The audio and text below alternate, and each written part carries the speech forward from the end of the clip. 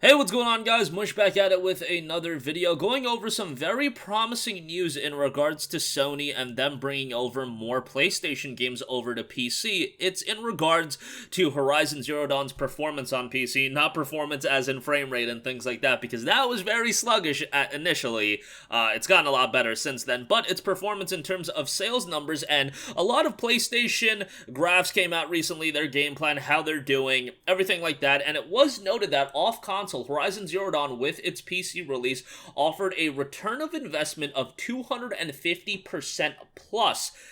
They also noted it created new fans for our IP, targeted new geographies as well, and there's a couple of things to take into account. Now, that return on investment is until the end of March of 2021, so it's not even up until now. I mean, we're at the end of May, and Horizon, I want to say, came out mid-August, so that's about, 6.5 months, almost 7 months of release time. So to make that significant of a return on investment, that is huge. 250% is massive, and not only to mention, remember, when you release a game like this, it is going to be perpetual revenue forever, literally forever, until when Steam dies or whatever happens and they stop selling the game on PC, but most likely it's going to be perpetual revenue for a very, very, very long time. So while it has gotten a 250% return on investment within the first 6.5, 7 months, it is just going to generate more and more money for a long time. And don't forget, Horizon Zero Dawn was released at $50. It was a big talking point when the game came out.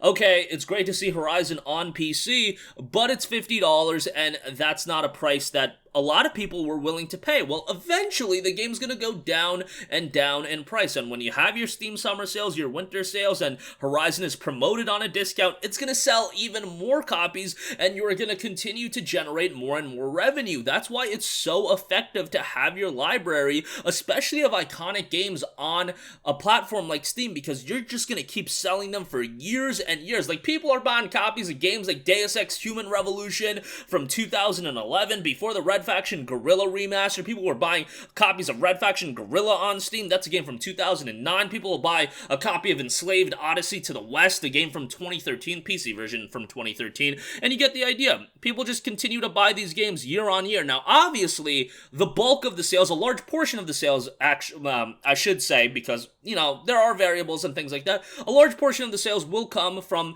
the first, week, 2 weeks, first few months, and then, obviously, things will start to slow down, but then you'll have your spikes whenever there's a sale, and then just over time, you're just going to sell more and more copies, so it's just a very effective way to generate revenue. That's why it's so unfortunate that on PlayStation 5, PlayStation 4, they don't have that huge library of PlayStation 3 and PlayStation 2 games that are listed on the PlayStation Store, because for Sony, that would literally just be money that they could be raking in from people buying copies of, your Infamouses or your Killzone 2s or whatever, but unfortunately, they couldn't figure out how to get PlayStation 3 backwards compatibility on, PlayStation 4 and PlayStation 5. Always going to be a gigantic bummer, because now those games are just being lost in the ether. But it's really good to see Horizon Zero Dawn do this well. And remember, Horizon wasn't even a great PC port initially, so if you drop something like a God of War and it's a tremendous port, that's going to sell really well. I imagine Uncharted 4 is going to do well. I don't think it's going to do Horizon level well,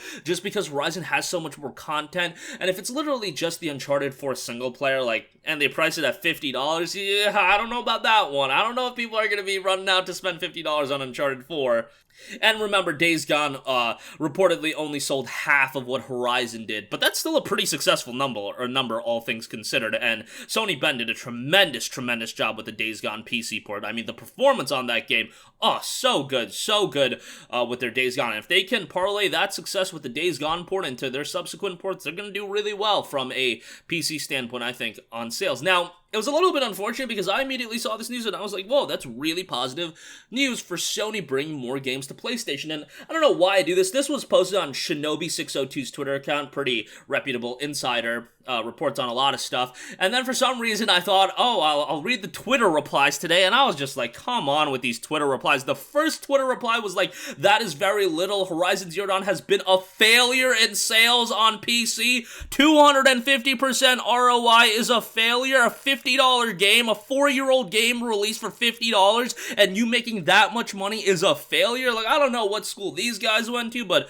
Yeah, I try not to get involved with Twitter, console wars stuff thing, or just wars in general. It's just not console wars. I mean, I follow, like, sports on Twitter. Oh my god, NBA Twitter is so wild. NFL Twitter, oh my god, all of that stuff is so wild that, yeah, I try to just not get into it. I try to use Twitter as, like, an aggregate source for news, and then, like, sometimes I'll just glance at the replies, and, yeah, I immediately want to log off Twitter after that point. But nevertheless, and by the way, that wasn't the only, like, questionable response to that tweet, but I won't go into any more. That's just the one that stuck out to me, and that was, like, the first one that came up to me, and I was like, what is this dude talking about?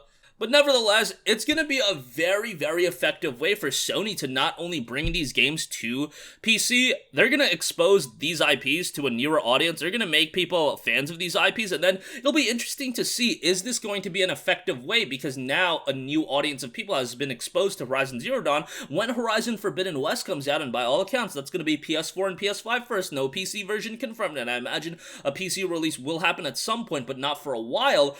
Are those people now going to jump out and, you know, be excited for Forbidden West and go over and buy a PlayStation 5 or a PlayStation 4 to play Forbidden West? Something to consider. We'll see how that turns out. I mean, there's already an incredible amount of demand for the PlayStation 5, so I don't think, you know, it'll help us really gauge that, but yeah, just something to consider as well. But that's going to wrap up this one, guys. Let me know all of your thoughts in the comment section down below. That's going to wrap it up for me. If you guys have a request for a future video, comment section, you can put that as well, and I will catch you guys in the next one. Peace out.